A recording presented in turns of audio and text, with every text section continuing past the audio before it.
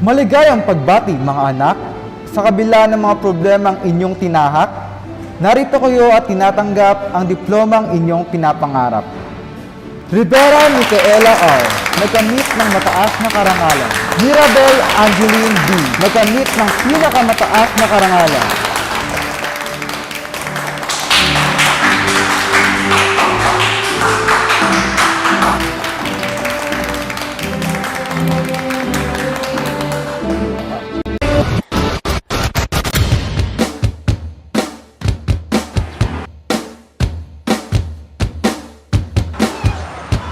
Kamusta?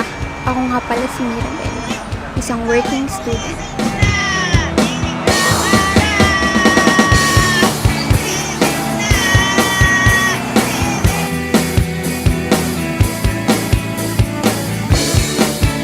Minsan seryoso, madalas masiyahin.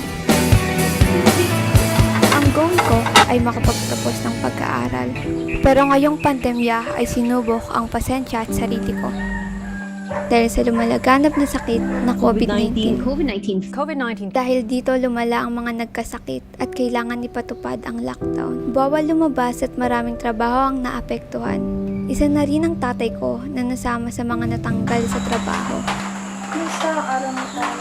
Nay, huwag kang mabibigla ah. Kasi ako sa nawalan ng trabaho. Paano na tayo? Paano na yung pang-araw-araw na pamumuhay natin? Saan tayo kukuha ng kakainin? Alam mo namang ilang buwan na tayo hindi nakakabayad ng kuryente. Yung paglalabada ko kulang na kulang pa para sa panggatas ng gusto nating anak. Di ba, Nay, gagawin ko ng paraan. Magsusumikap ako para makahanap kagad ako ng trabaho. Makaya natin to. Tiwala lang. Magtiwala lang tayo sa may Pati kami naapektuhan ng pag-aaral. Nagkaroon ng blended learning. Sa una, nakakatuwa, pero sa kalagitnaan, unti-unti nang nawala ang saya. Pakiramdam ko na unti-unting nababalot ng lungkot at nawawalan ng pag-asa.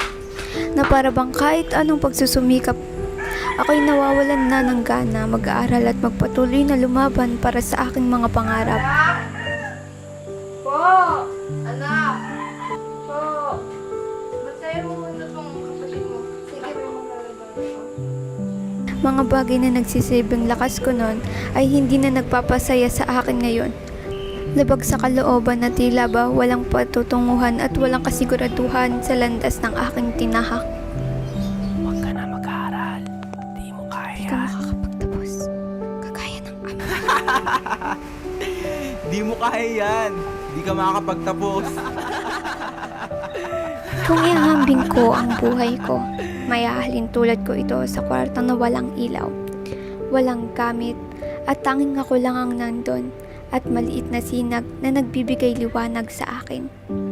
Na kahit anong dilim ng buhay, makakakita ka ng liwanag. Kahit anong pagsubok ang dumating, magkakaroon ka ng solusyon. Na sa bawat dagok ng buhay, may kinabukasan na nag-aantay. Kinabukasan na magbibigay linaw sa lahat ng problema na iyong kinaharap. Bawat problemang dumating, may aral na iniiwan. Pero kung iyon ang isipin sa lahat ng problema, isang aral lang ang nais nilang ipabatid sa'yo. At iyon ay magsumikap ka at huwag kang susuko. Dahil darating ang araw sa lahat ng problema ay pagtatawanan mo na lang. Ngayon, nasa aking mga palad ang diplomang pinangarap.